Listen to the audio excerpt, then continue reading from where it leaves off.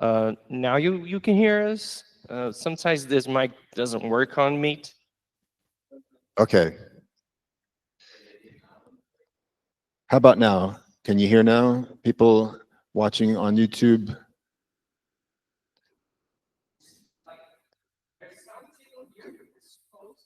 Okay, so in theory we're working. So I was just talking to Eduardo Figueiredo about his favorite professor in college, and he said that he had a literature professor that took him out, took him on field trips and things like that. The point was is that everybody here participating probably has a professor that they can think of from their college days, even before that, that they think, wow, that person, I'll never forget that professor. That person made me feel good, like it made Eduardo feel good.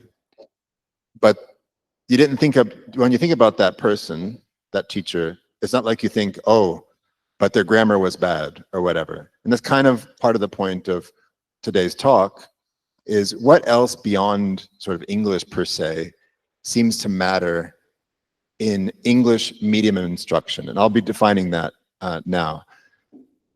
So we're gonna first talk about things to do with level of English, then move on to talk about this issue of what really matters in teaching. And Marie is going to carry that discussion forward very uniquely, comparing the Brazilian context to the Swedish context. And that is kind of the especially new and exciting angle to this, is looking comparatively across, in this case, global North, global South contexts. So, sorry, this is, can we move the next slide? Right, so English was the reason that a lot of people joined the very first course that I brought to UFPR back in 2016. You were a part of that. I think you're in that picture somewhere.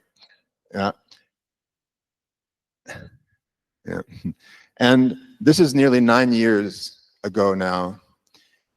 What's remarkable and relevant about this image and that moment is that the motivations that drove all of these professors to take that course way back 9 years ago here at UFPR, those motivations have remained the same. And the challenges that they face remain the same. And even though there are some, I think, important institutional supports that could be provided to assuage some of those challenges that clearly were a part of that time, that has not happened. And so even though this was the first course, really all subsequent courses have been pretty much the same.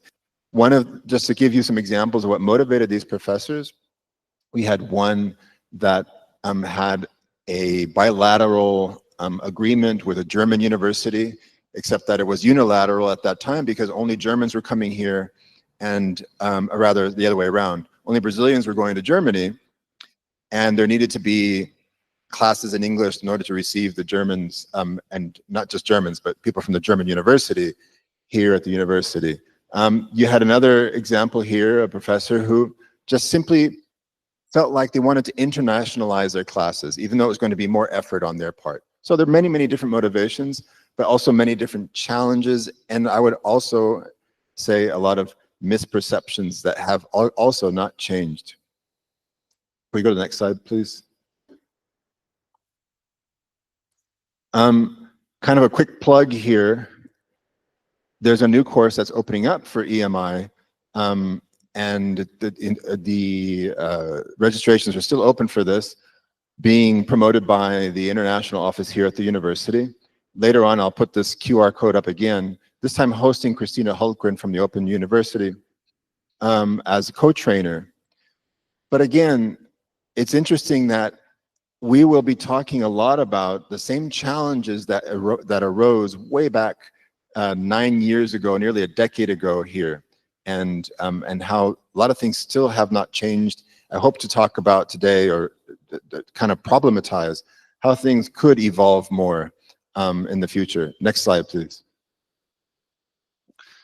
So because of some issues that and misperceptions that professors have had over the years about EMI, that is English medium instruction in higher education, in this case, you have something that I call in this chapter here, Brazil trying English medium instruction on for size. So the metaphor is, imagine you go to a store where you know, you see clothes that you might want to buy. You've heard, you know, good things about this store or whatever. You're curious about it. You go into a dressing room, you try on some clothes to see if it fits, but you're not necessarily buying it. And right now, Brazil, for the last 9 years, in my experience, has been through that, where they're kind of just trying EMI on for size, but in a lot of cases, a lot of universities not really kind of buying the garments. I'm not saying that's necessarily a good thing or a bad thing, but one wonders why that is happening. And one of the reasons we'll talk about what I call here window shopping, I'll talk about in a minute. This, by the way, is a chapter I wrote with a former PhD student of mine who's now my colleague here at the university, Ani Sibeli Palma. And there have been a number of EMI PhDs that have come out of this program here at the university. You have Marisa Tulio, you have Ani Sibeli Palma, you have Karina Fernandez, who's in charge of the EMI program at the Catholic University here in Curitiba now. You have Larissa Schmidt, who did her postdoc with me here at the university. And in those contexts, their programs have done fairly well, and yet at the same time, as you'll see, some of the same issues have kind of stopped progress that, again, from that course back in 2016, have kind of halted progress right here at the University of Paraná. Next, please. The main issue that I see is proficiency of English, and not for the reason that you might be thinking, not because the proficiency is so low that professors can't teach through EMI, but misperceptions about the role of English in the English medium instruction context. So what you see here is our data from the Idiomas Sem Fronteiras, the Languages Without Border program some years ago. It's now defunct. And their mapping using TOEFL data shows that, as you can see, a huge portion of the Brazilian population typically has sort of a lower end of proficiency on the CEFR scale, with a very small sliver, 3%, having anything above the B level. So it's mostly B1, some B2, but a great portion of people in the B1, A1, so lower levels of proficiency. Next, please. And so I wondered how this might be affecting, how this might impact teaching and how students perceive their teachers if they have lower levels of proficiency. Because, as I asked earlier at the beginning of this presentation, we all know, we all can think of good teachers that we've had in our lives, great professors that we've had. Do we want to exclude professors who may potentially be very good simply on the basis of language proficiency? Or should we instead be encouraging professors who are good professors to consider teaching through English or a different language, and maybe that pedagogy that they employ in their first language is transferable to another language? So I asked this question, is there a level of proficiency that is too low to teach through English? And the second phase of this research, which I'll talk about, does time matter? So if students have a negative impression, for example, at the beginning, does that perception change over time? Okay, next slide, please. Comparatively, Brazil has a lower proficiency than a lot of contexts in Europe, especially Northern Europe. And Maria is going to be presenting some of our research, our ongoing research with Sweden. But as you can see, basically, Brazil, quite lower in the proficiency spectrum, as I said earlier. And if you compare that to the Netherlands and Sweden, for example, what you see is a big difference. It's almost like a negative image where the predominant CEFR level in Sweden and in Netherlands is C1, C2, and that's sort of the opposite of Brazil. What does that mean for English language teaching, or rather English as a medium of instruction in Brazil? Next slide, please. So I conducted some research with some funding from the British Council, which asked the question, is there a threshold of proficiency below which teaching through English becomes too burdensome, especially for the students, but also the professors? Next, please. And so I recruited 26 Brazilian lecturers and student raters, 40 of them, mostly Brazilian, some from mixed Germany, Argentina, France, and other countries, and a few native speakers as well. Next, please. Which, interestingly, kind of, I feel is representative in to a large degree of the kind of context that typically happens here in Brazil, this sort of demographic, mostly Brazilian, with a kind of sprinkling of international students. Next, please.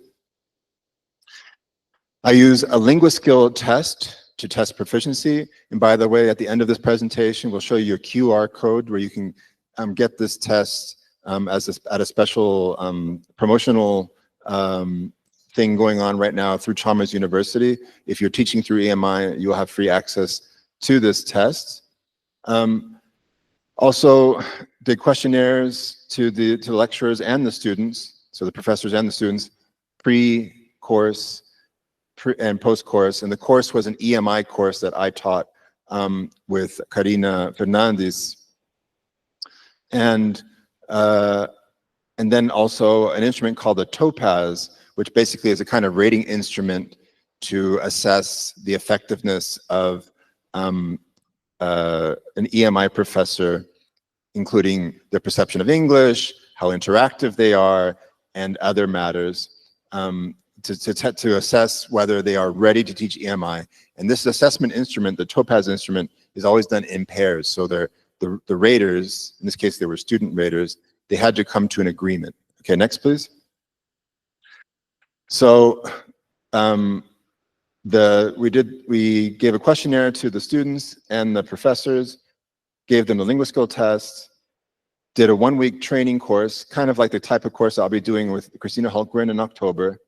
And then and crucially, this is kind of important for the method, and this is like a negative point of the method that I adopted for this research, was that students observed only a 20-minute micro teaching lesson. So these professors that took this course, they taught to each other. They gave a kind of fake lesson, 20-minute lesson to their peers, and then that's what the students observed, this 20-minute snapshot. And if you're thinking, well, there are some validity issues with that, you're thinking right. And then I talked to the professors afterwards about how they felt about their own lessons. Next, please. So I think the most crucial thing to pay attention to here is that the validity issue of that micro teaching scenario, 20 minutes, is that enough of a sample? And is a snapshot like this enough to really judge how effective one is to teach? All right, next please. Here you see a profile of the proficiency of the professors on that course, kind of consistent with what you'd expect. You have largely lower end, and actually, let me take that back. Slightly higher than that other pie chart I showed you earlier, where over 60% are in the B2 level of that cohort of professors that took this course with me for this research. Over 60% were at the B2 level, so you could say kind of upper intermediate. A significantly smaller number were at C1, and then you had some that were even lower than that, sort of B1, quite a significant number, over 13%. And then you had even A1 and A2. Next, please. The students kind of mirrored that. The students who were, they were, in this case, student raters from different disciplines. And they, proficiency-wise, were kind of reflective of that same proficiency profile of their professors. Next, please. This is the global scale that they use. So using the Topaz instrument, they rated overall the professor's performance 1 through 5. And 5 would be, yes, this professor is ready to teach through English. The threshold here, in other words, the cut score, was 3. So you're looking for a rating of a professor 3 and above to be considered ready to teach through EMI through this instrument.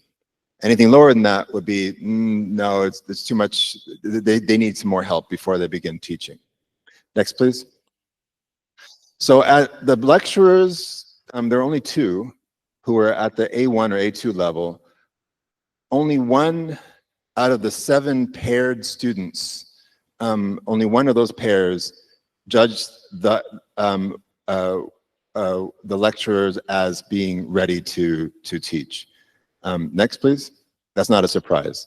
At B1 is a little bit higher, but only 1 out of, no, it's actually the same. 1 out of 9 pairs, only 1 pairing thought, okay, at this level at B1, they're ready to teach.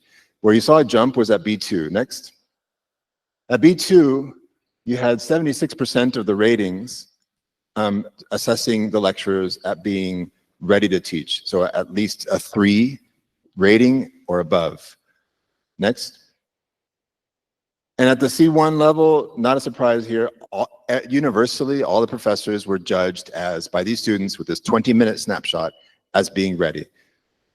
But I like to pause here for a moment to look again and problematize that B2 level, because there wasn't a uniform agreement.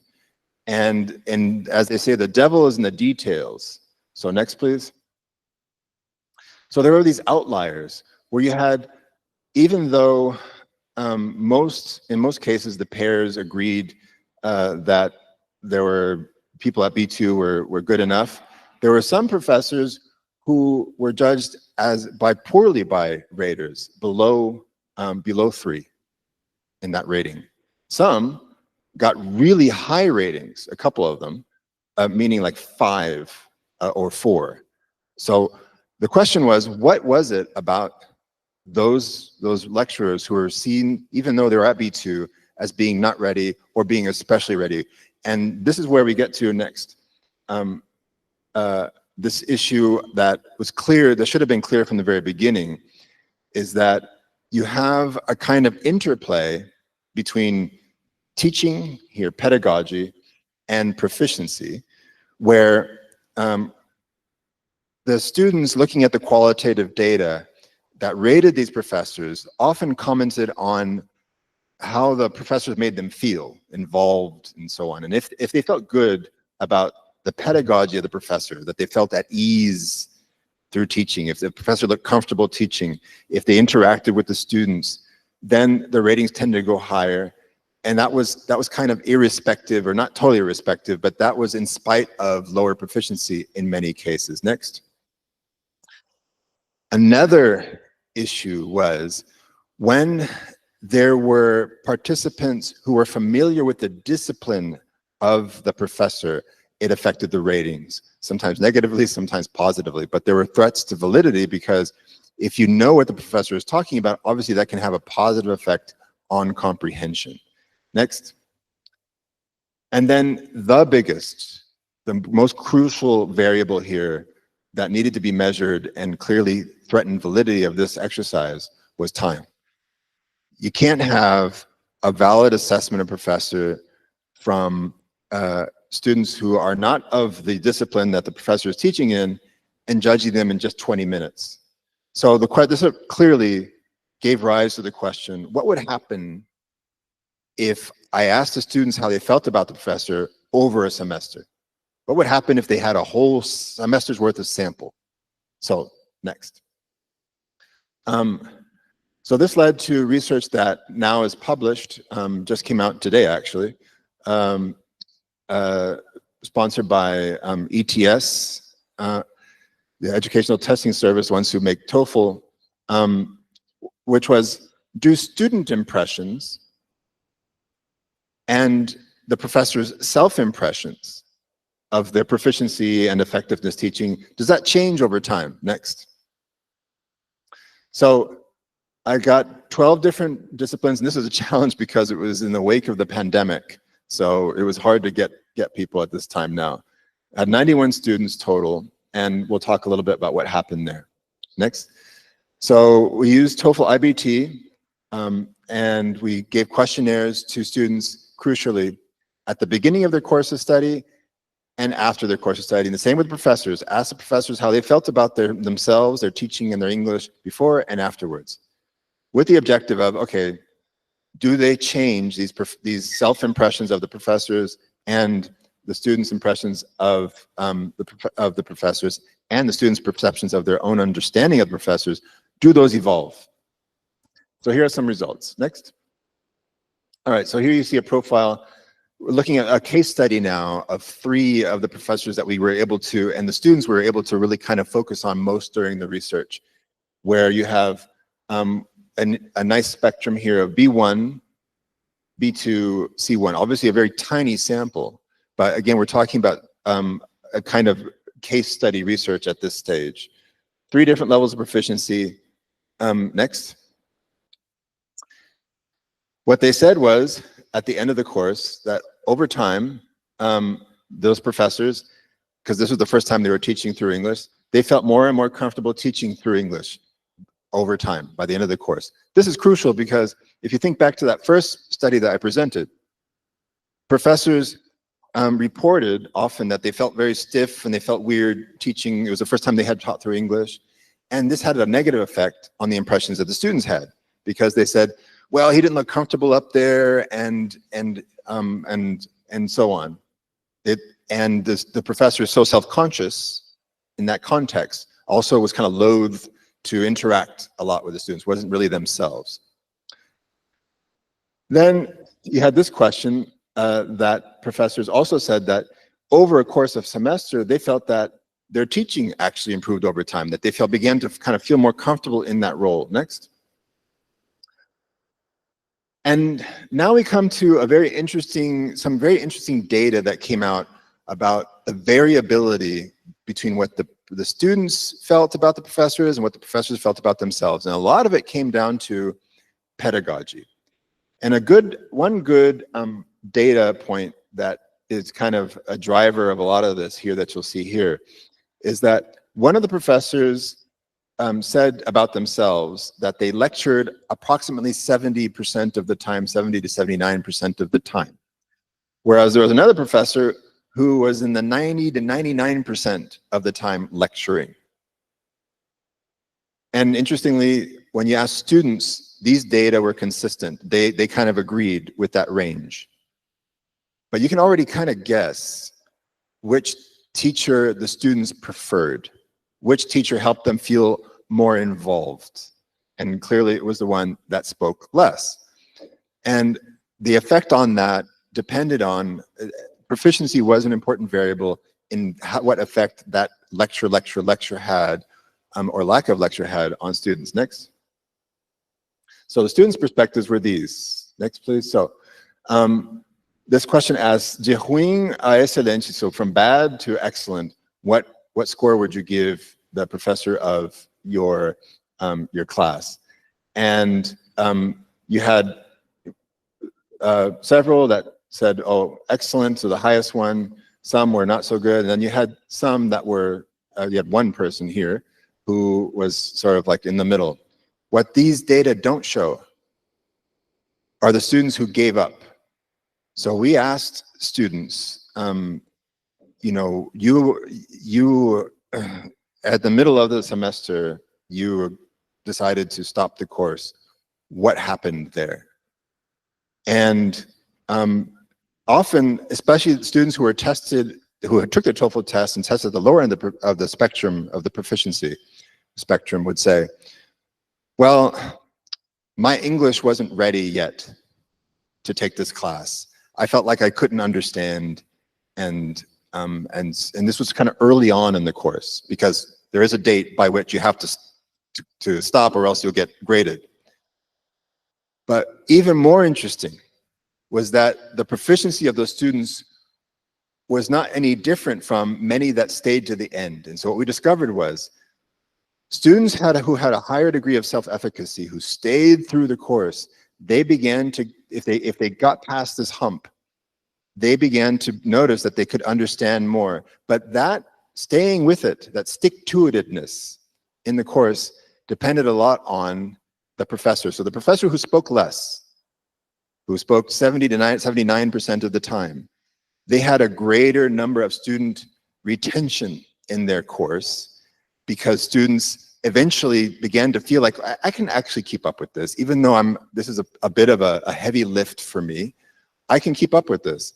That was not the case with the professor who spoke a lot. That person had a high dropout rate, and almost without exception, there were lower end of proficiency students. Next, please.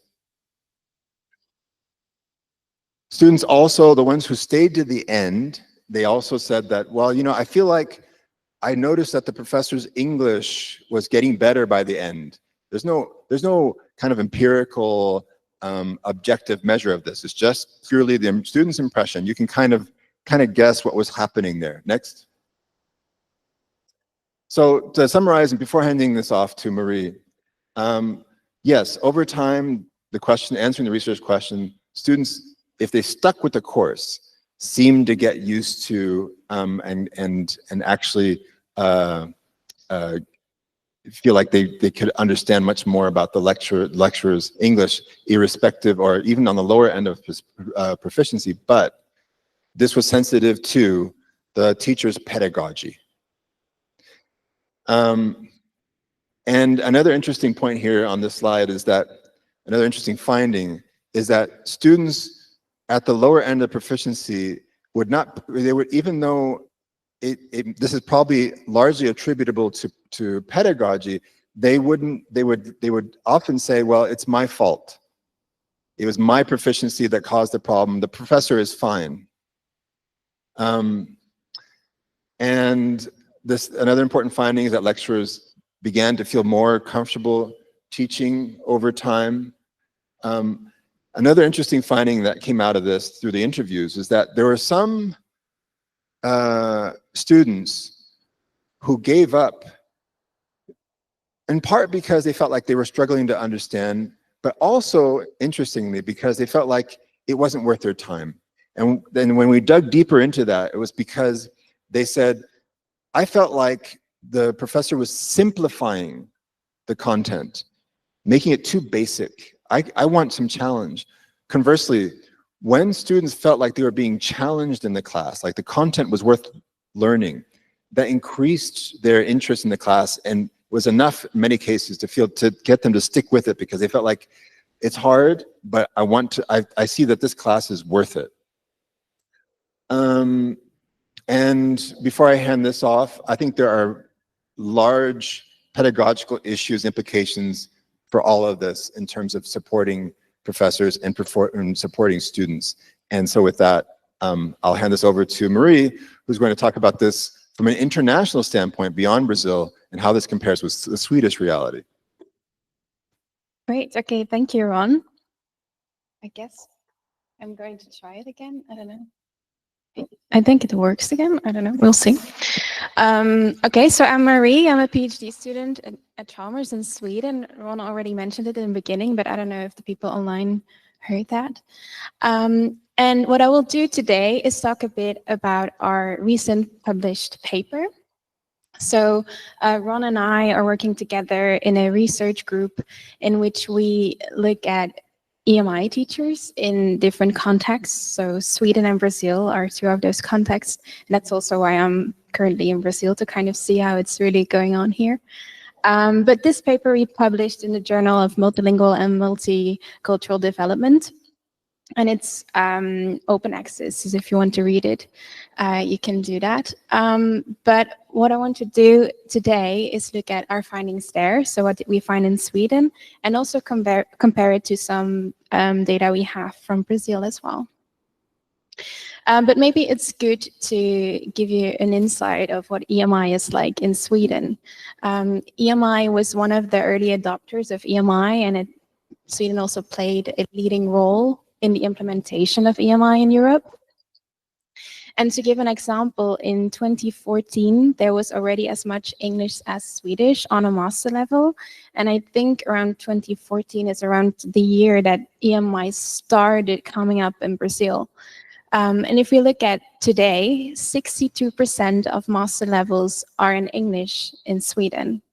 So if we look at higher education in Sweden, it's predominantly in English. So very different to the Brazilian context.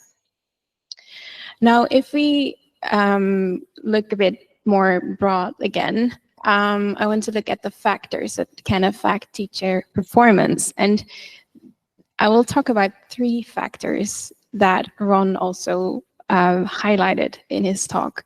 The first one is language proficiency. EMI research has highlighted that teachers need a certain level of English proficiency to be able to ensure content comprehension, define terms, explain concepts, give examples, redress misconceptions. Like, teachers need a certain level of language proficiency to do these things so that the students can learn in their course. Another factor that might affect teacher performance is, of course, their approach to teaching. Generally, EMI research indicates that EMI classrooms tend to be more teacher-centered. So the typical monological style of the teacher is in front and doesn't really interact with the students. And that's why EMI research highlights that it needs to be more student-centered, just as we also saw in Ron's research, that students learn more when it's interactive, and the teacher is able to reach more students apart, like from the language skills that the students have. The third factor is self-efficacy. And that's teachers' confidence in their teaching tasks. It is associated with their teaching performance, classroom behavior, but also learning outcomes. And that was also visible in Ron's data. How confident the teacher feels has an impact of how the student observes the teacher as well. Now, what other research has indicated is that teaching through a second language can affect confidence. So therefore, it might potentially impact approaches and outcomes. So these 3 factors, they can kind of maybe have an impact on each other. So what we wanted to find out is, what is the relationship among language proficiency, approaches to teaching, and self-efficacy in the EMI classroom? In Sweden, that's the paper, but also Brazil, what I will be adding today. So what did we do? We conducted a digital questionnaire in Sweden and Brazil, and the questionnaire consisted of multiple parts. One of the parts was the CEFR framework that was used for the teachers to self-assess their English proficiency. So I don't know if you're familiar with the CEFR, but the teacher gets multiple descriptors, and they have to indicate which English level they think that they're at according to that descriptor. And that way we were able to categorize them from an A1 level to a C2 level. Another part of the questionnaire was the higher education approach to teaching inventory, or the HEAT in short. And this is a bit maybe similar to the CEFR in the sense that the teachers had to self-assess their teaching approaches. So there were 16 items, and they had to rate themselves on a 5-point Likert scale from I strongly disagree with this statement, or I strongly agree, saying I do this or I don't do this. And the HEAT looks at teacher self-efficacy, so their confidence, but also teaching approach. And the instrument looks at teaching approaches in 4 ways. So we have interactive, which is more the student-centered approach that we know, but also transmissive, the teacher-centered approach, organized, which looks at how prepared the teachers are, like what kind of things do they go through before they start teaching, and reflective speaks more to whether they know if their students really are learning in their course. How do they feel about that? Okay. So if we then look at our participants, in Sweden, we had 978 university teachers, all in STEM disciplines. 56.3 of them had Swedish as a first language. So as you can see, it was mainly an international participation group. And the majority was male, which is representative of the STEM faculties in Sweden. And also the fact that it's international is also representative of what it's like in STEM in Sweden. And then if we look at the participants in Brazil, we had 97 university teachers, of which the vast majority had Portuguese as a first language. So there we already see a big difference, being in Sweden very international and in Brazil a lot less. We didn't distinguish between disciplines here, so that's also represented in the male-female ratio. It's more equally divided. If you look at the experience of our participants, in both contexts, the teachers were highly experienced, with around 60% in Sweden having more than 10 years of university teaching experience and 65.8% in Brazil. So that's kind of similar, but then if we look at EMI teaching experience, there's again a big difference.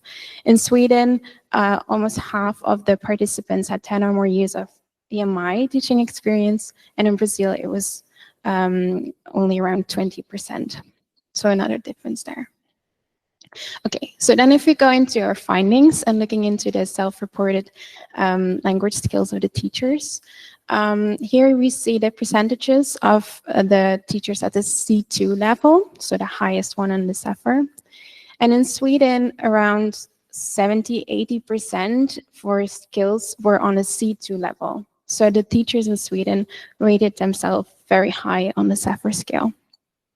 Whereas in Brazil, it was more around 50%, if you see that line. So there's already a big difference. And since our group in Sweden was so highly proficient in English, we had to use a binary view on language, being all the teachers being on a C2 level and all the others below, because otherwise we couldn't really see the whole range, like what is really happening there. Okay, but then if we look at our different factors that we wanted to know the relationship of, what predicts interactive teaching? So we tested 4 models to know whether the teacher is interactive or transmissive. There again, we used the binary, so the teachers being more interactive, we saw them as interactive. The others that were more on the transmissive scale, those were transmissive. What we see is that pedagogical training was the strongest predictor for being interactive. So teachers with training had 2.5 times more likely to use an interactive method. Self-efficacy, so their confidence, was the second strongest predictor, being that confident teachers were 1.4 times more likely to teach interactively. And then if we look again at language proficiency in Sweden, there it played a very small role, and only reading and listening were significant.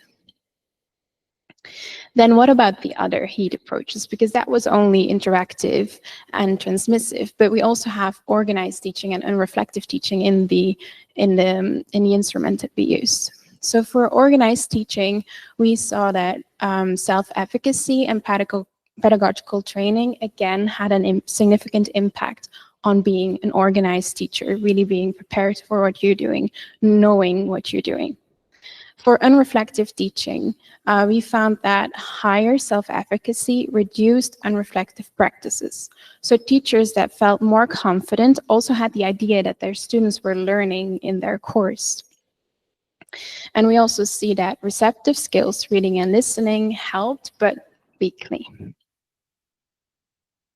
So what does this show us in our sample in Sweden, it shows that confidence and training can help the organization of the courses, while language skills also help to avoid and reflect teaching. But again, this is a very small impact.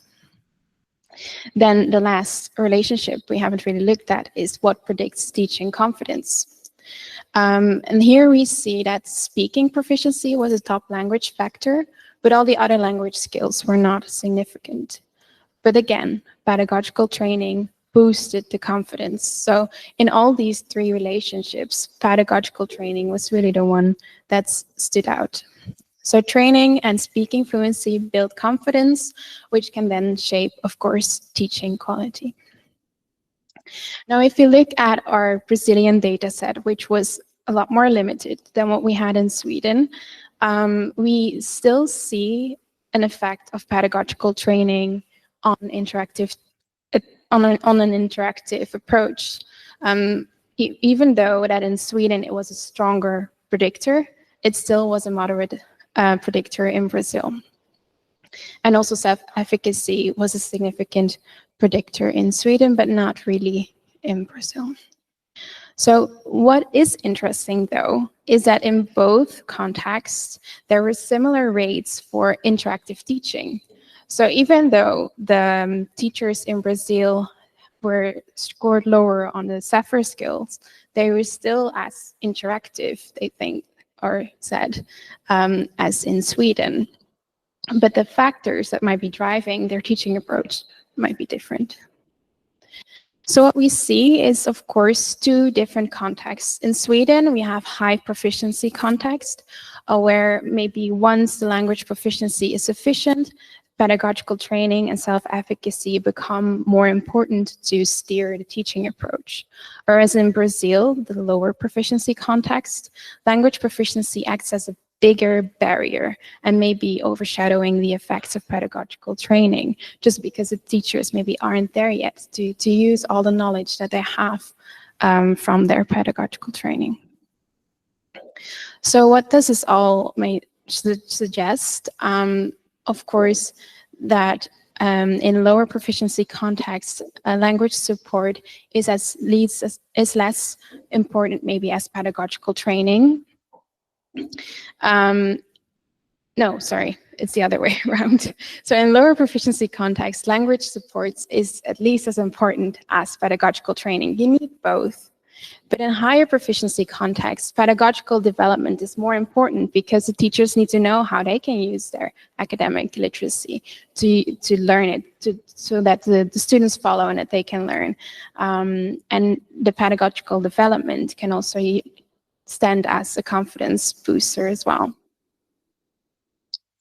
Okay, so that was all that I had for you today. A bit of our publication already, and then added some sites from Brazil. And I guess it kind of brings Ron's first talk together with mine, that those three factors are very important. Yeah, thank you, Marie. Very interesting to look at that comparison. In a moment, we'll show you a couple of QR codes where, if you're interested in getting that free Cambridge proficiency test, you can sign up if you are teaching through English or have taught through English in your class. And also, if you want to sign up for the training that's happening here at the university with Christina Holgren and myself in October, we'll show that. But I kind of first want to tie together everything that that Marie said with what I said earlier. So what does all this mean? My earlier research shows that one, there is a CEFR level, and that was that first study, that first phase that I showed you, that British Council one. There does seem to be a CEFR level at which, if you are at that level, you can have all the pedagogical training in the world, and it's not going to make a difference in terms of the pedagogy that you adopt. So that's an easy one, sort of A1, A2, perhaps B1. That might be too low for pedagogy to take off. The tricky part is that middle bit. And my issue is, as somebody who cares about pedagogy, who cares about sort of internationalization and its effects on students, on teaching, and so on, is what is happening there at the sort of B2 level, and can we encourage more good professors to join at that level? And if we do, how can we support them? And the same thing with their students. How can we better support students we're meeting them at that level? And I have a lot of thoughts about that. But clearly, one thing that seems to stand out is that you can't say that a professor does not benefit from pedagogical training. The professors who in our research in Sweden who said, yeah, I've had pedagogical training, but I still adopt a transmissive approach, so just kind of lecture style. We haven't interviewed those professors yet, but you can think of many reasons why that might be. Why it might be that professors at a lower end of the proficiency spectrum will tend to not interact, and it could be related to something else that Marie brought up, which is their self-efficacy. So if you are less confident with your English proficiency, you may not even want to open up for questions because you might be afraid of what the can of worms that you're opening up. The other thing is that isn't it probably better to say to professors, you need pedagogical training, and why that might make a bigger difference in your case, professor at the B2 level. Why that is. And the why is what my research has shown, the research I've done with my colleagues. What it shows is that students are more likely to stick to a course even though, despite their lower proficiency or self-perceived proficiency, if they feel engaged, if the professor adopts a kind of pedagogy that is amenable to students following along, and also if they feel like the content is worth it. So I'll just wrap this up by saying we're still working on this. There's still a lot more research that we're doing. The two contexts are different, but pedagogy clearly is a very important variable. Right now in Brazil, proficiency can be an inhibiting factor, but I believe that institutionally, at least at this university, we could do more to raise awareness among the professors, among the students about why it's worth it, and why and how you can do it, how you professor can do it, how you student can do it, and support that pedagogically and so on. But also something that we haven't talked about is what they get out of it, and that's a story that isn't told in our research yet. That is begging to be told more, which is all of the other parts of the interviews that I've done with students, interviews that I've done with professors who say, you know what, I was able to include content because it was done through English that I wouldn't have done with a group of people who only spoke Portuguese. I was able to diversify the content that I exposed them to. And students would often say things like, I felt like I really had an internationalized experience, and now I feel like I can engage more with a global scientific community. I'm not so afraid now to submit an abstract to be a part of a conference somewhere and deliver in English. This is what they get out of it, and much, much more. And if an institution can support students and professors, showing them, how pedagogy can help, but also what they get out of it, and how the institution wants to support them in that in really practical ways, then I think that that course that was done back in 2016 can finally evolve to something that really makes a more permanent, sustainable difference here at the university. Thank you. And any questions?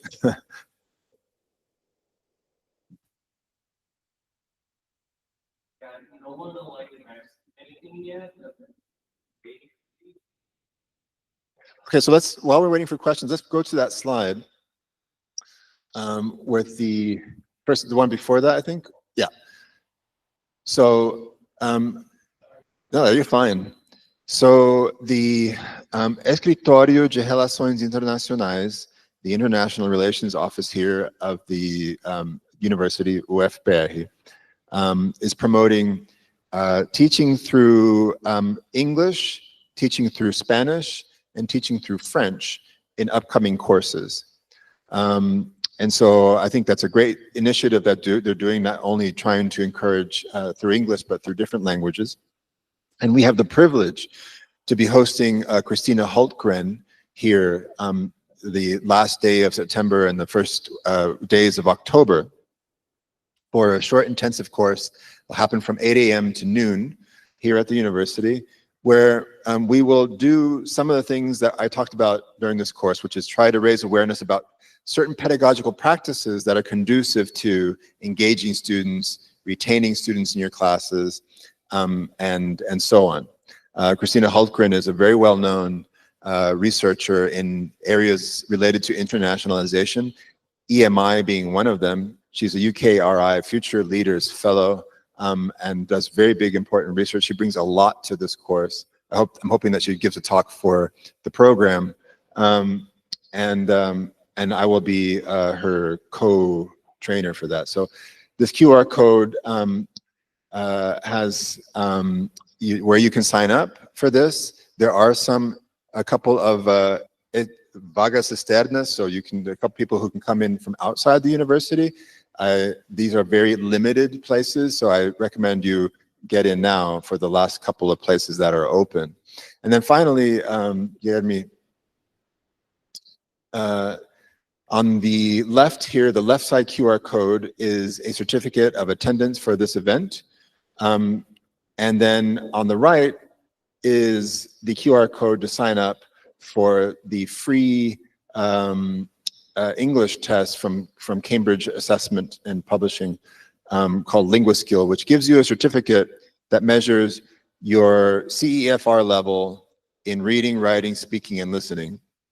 The condition is that you have to either have taught your course through English in the past, have to have, or be teaching a course through English now, or uniquely this month, be signed up for the course that I'm teaching with Christina Hultgren in October. And then you also can get this free certification. This is not only open to UFPR professors, this is also open to, for example, if you're watching this from PUC Paraná or anywhere else in Brazil, as long as you are a Brazilian professor who has taught, is teaching, or will teach with me through my course English, your course through English, you can have access to this test. All right, any questions? Yeah, we have one question. You actually, but I'll start with two. Want me to use the same microphone? Yeah. All right. So thank you both for the talk. It was really interesting. It's really nice to see how EMI has developed within the past decade, or so, since when you first came here, Ron, and some of our colleagues were working on that too, and I did a little bit of work on that. So it's really nice to see, different questions being asked and different things being said about it. My first question is, out of curiosity, do you know where those people from that first picture are? Do you know what they're doing and if they're teaching English or anything like that? Yes, so Eduardo asks the million-dollar question, which is, in short, most of them from this university never taught English again. Some did. This goes back to the point of past administrations wanted EMI to happen, but didn't do anything to support it. It's to be frank. The current administration seems to have more motivation, and in talking to the leaders of the international office, and they have mentioned that they have support from the current administration to actually do things like If you are going to teach your course through French, Spanish, or English, we will give you a special course release of, one class or certain hours so that you can dedicate time to preparing that class and so on. And then, of course, my involvement with this course in October is the beginning, I hope, of more mechanisms that will be more permanent mechanisms that will be put into place to support the professors and the students. This contrasts with some other members of that cohort that you're talking about from other universities. To speak well of one of the people who was on that course who later became my PhD student, Karina Fernandez, who's done a great job at UFPR supporting EMI, you see that university from earlier days has put more mechanisms into place to support the teachers. Now, in that case over there were some things that they could do that weren't available to us here. So over there at UFPR, they were able to provide a financial incentive that, as you know, at a public university is just much more complicated. But there are simple things that they are planning to do here that are tangible things that contribute to, for example, tenure and promotion and things like that at this university. That will help professors want to offer their classes and do it. But it goes back to that question of, and I'm not sure any university is really answering this question of what are students really getting out of it? What are professors really getting out of it? And it's much more than English. It's beyond English. It's something that if you explore that question more, I think that you have more people wanting to do it. I also think that the piece of the recognition is more valuable than the money. So you can pay professors to offer their class through English, but if they feel like they're being valued for that extra stuff that the students are getting out of their course, that's something special that they're giving, that will make a difference. One of the most common remarks made in interviews by professors after they do teach in EMI classes, when I ask professors, why are you taking this EMI course? One of the most common comments is, eu queria fazer alguma coisa diferente. I want to do something different. I find that comment interesting. I want to do something different. And then they do that something different, and the students love it. But then they're like, wow, okay, I don't know if I have the energy to keep doing it. I don't really have the incentive to keep doing it. And so then then everybody loses. Yeah. How many more? All right. So my next question is more like technical, I guess. Like Marie mentioned that you use heat as an instrument, and I forgot what the acronym stands for, but and that was an instrument to understand, to operationalize pedagogy, right?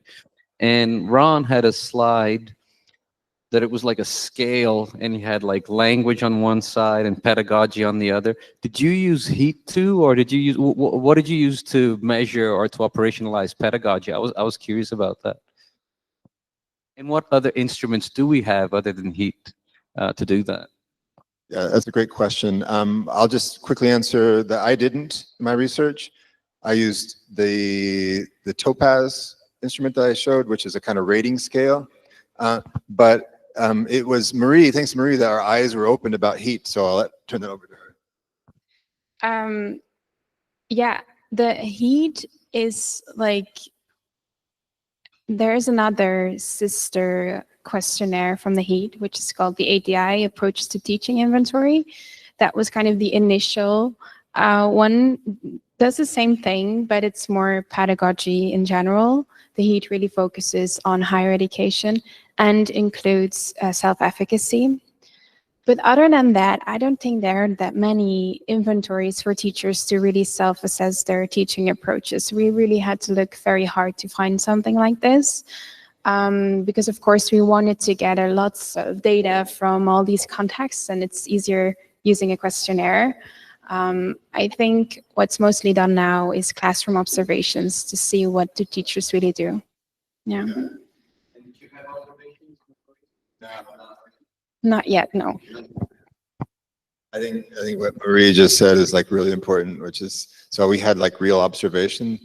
The sample size is huge in Sweden. How many? Yeah, it's, I mean, compared to ours, it's really, really big. So you get meaningful data out of that. But it is an open question of, do teachers really do what they say they do? So there's that piece that would be something very interesting. So who knows? We might still do that. You want to talk about the next phase of this research? I mean, just, next phase is the testing. You want to talk about that? Yeah. So in the next phase, we will kind of do a similar thing, but it's instead of the Zephyr, we of course have the lingua skills. So there we have one element that's not only self-assessed, but really assessed. The teaching approaches stays the same. We won't be able to go to all these teachers' courses, but maybe in another way. I'm trying to do some observations now, mostly to get to know the Brazilian context, but maybe we'll be able to do it in all these contexts and get some extra insights of what's really going on in those classrooms. Yeah. I don't know. Maybe there are questions online. I don't see any, but if there are, you can drop them in the chat and we can.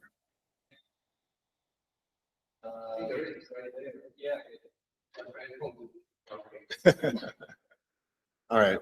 Well, if anybody who's watching this is, or if you're going to be at the ICLHE conference, the Integrating Content and Language in Higher Education conference, that is an international conference that happens in different places every year. This year is happening in Porto Alegre. Marie and I will be there next week, and maybe we can talk some more in person. If not, then please feel free to message us, and we'll be happy to exchange more thoughts. Thank you for your participation.